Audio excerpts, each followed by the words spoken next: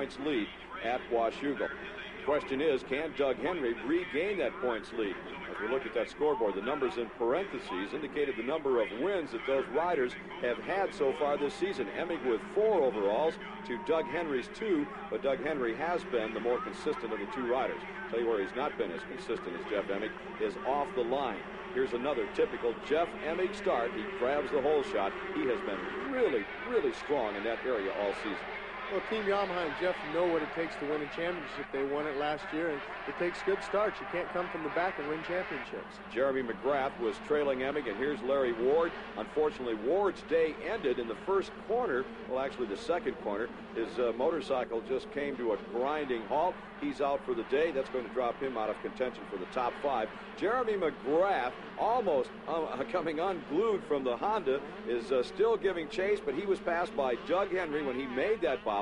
So now we have up front the 2 title contenders. Emig in the lead, Doug Henry giving chase, Jeremy McGrath in 3rd place, and rider number 11, hometown hero. He's a Minnesota lad, Donnie Schmidt, 2 times a world champion. He's in the battle here, and Schmidt just thrilling the crowd. He's in the midst of a world championship fight in the 250cc class, and he took time out to ride his home track here in Minnesota. You think the crowd is just not hammering on each other and screaming and waving shirts. They want Donnie Schmidt to do well. We had an opportunity to visit with Schmidt in the pits earlier today and said, Donnie, why in the midst of a world championship chase are you riding in the AMA series? This year I kind of had a bad year, and I felt that I maybe have lost some of my speed since I went to Europe, and I think it's going to help me a little bit to improve my speed, and especially riding with the 125 guys, the young guys, really aggressive. I'm riding 3 nationals, so hopefully I can, you know, learn a little bit. Never too old to learn, and maybe get some good finishes also. Donnie Schmidt, trying to learn, has already captured a 125cc world title as well as a 250 world title. Says he's never too old to learn. Donnie Schmidt not faring all that well in Moto number 1, finished with an 8th overall, but I think that he accomplished his goals in being out here in Minnesota and racing today with what he calls some of the fastest riders in the world. Jeff Emig continuing to hold off Doug Henry. Now, these 2 just battled wheel to wheel throughout Moto number 1, but look at this, Jim Holly. Emig came to an end in his quest for a win with a crash just prior to the finish line. It was just a little slide out there, and it's unfortunate that he did it. He was able to remount and just finish up 2nd for the race. He wants to gain those valuable points. Yeah, I said just prior to the finish line, that was the location. That crash actually happened about midway point of the Moto, but you believe he came back and crashed a 2nd time. Still, as you pointed out, finishing 2nd overall in the Moto, turned in an outstanding ride to get that far up in the pack. And here is Emig now, working his way through traffic and around the racetrack, trying to make up all of that valuable ground that he lost in the 2 crashes.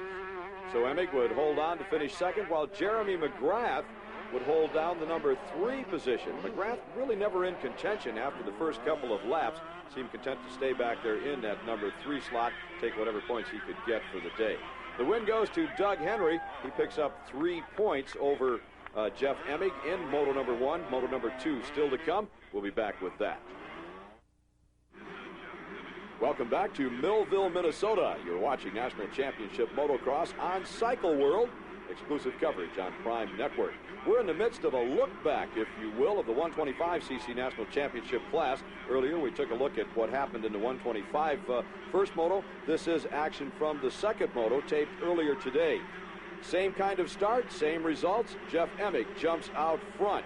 This time, I think Emig hopes to keep it upright and on 2 wheels and go for the win, whereas in Moto number 1, when he had the lead, he crashed. Jim? Well, I know it's in the back of his mind, and I know in between the races, he went back to the semi. Yamaha's got a video room set up in the big rig, and he studied the tapes and found out why he crashed, and I know he's not going to make the mistake twice. Well, at least he hopes he's not going to make the same mistake twice. Doug Henry is really charging, extremely aggressive in this Moto. It would look like he is not content to follow. Look to the right of Doug Henry, rider number 8. Damon Bradshaw is a factor in this one. There was Ezra Lusk. So in the early going of the 2nd Moto, a battle royal with 4 riders was involved. Donnie Schmidt, as the moto progressed, was out of it. Schmidt, you'll see in just a couple of moments, is going to call it a day. He had his problems throughout the moto. He came here to learn a little bit, to try to improve his techniques to go faster, but spent a little bit of time on the ground and in the pits. Caved the exhaust pipe in. That's unfortunate for him. He's here to learn today, and he's not going to get any learning experience today, Larry. Only on a walk back to the pits. Damon Bradshaw struggling. He finished 11th in the opening moto. He'll finish 6th in moto number 2. It's not been a Damon Bradshaw year, at least the kind of year that Bradshaw was expecting. Now, earlier, Jim Holly had an opportunity to visit with Damon Bradshaw in the pits. He talked to Bradshaw about 1994. What did he do to correct the problems? Well, this year I'm going to be able to do some of the European races where last year I missed out on that. And I think that's a good starting point, for the Supercross season. So, I'm going to take probably a couple of weeks off, and then it's going to be time to do the races in Europe. And once I start the races in Europe, it's going to mainly start my season. It's going to be time starting to get ready for the Supercross season. Then in December we'll start our testing. So, it's not going to really be much of an off season. I had 6 months off last year, so, I'm not going to take a whole lot of time off. So you think that played a big factor? I mean, the knee surgery, taking 6 months off last year, missing a lot of the European circuit. Boom, you go right into the 93 season. You don't figure you were prepared enough for it? I don't think that I was not prepared enough. I think we could have been more prepared. I think, I'm not going to blame, anything on my knee surgery or spending that time off. It was just a matter of, I got to do a lot of things I probably would never get to do until I was retired. But, a lot of different things go on when you're off like that, and then once you come back, it's, hey, you got to go back to work again. And, that was kind of hard for me to make that transition again, but, it's something I had to set my goal towards, so we'll be ready for next year. We'll wish Damon Bradshaw luck. He did not have it here today, nor did Ezra Lusk in moto number 2. Watch this. Bam! Take a bite of sand. That's that rough section, Jim, we've talked about several times today. I assume at this point that Ezra Lusk had seen all of that sand pit that he cared to. We're going to take another look at it, though. Jim, a replay is coming up. Let's talk about that crash. Well, when you're riding the sand, you want to keep your momentum up. And here he just shuts the throttle off just a little bit because he got out of shape. That was the wrong thing to do. You want to keep the throttle on. You want to try and straighten the bike out. At least he had the presence of mind to keep the throttle running and the clutch in so he doesn't have to kickstart the bike. It's really hard to teach someone when the bike starts swapping like that, just grab a handful. They want to have a tendency to shut the thing off. I can't understand that. When you're in trouble, grab a handful of throttle. That's what you're saying. And that certainly goes against the grain of a natural inclination to shut that thing off.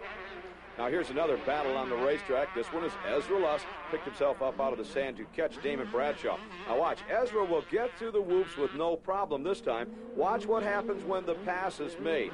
Watch Bradshaw. He goes to the inside, and he lets, it looks to me like he just let Ezra Lusk rail around the outside. He really made no effort to stop him. And our leader, Jeff Emig, meanwhile, running away from the field. And look at this. Where is Doug Henry? Well, he stopped to pick an apple or two off that tree.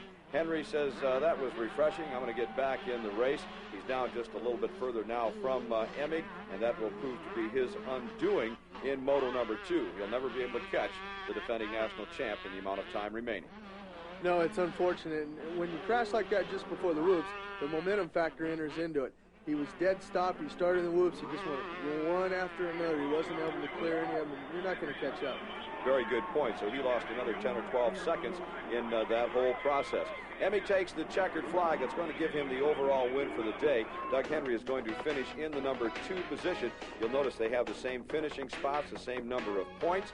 Well, the overall win, though, will go to Emig because he finished the best among the 2 riders in the second moto. That's the way the rules read. So after 10 of 12 events,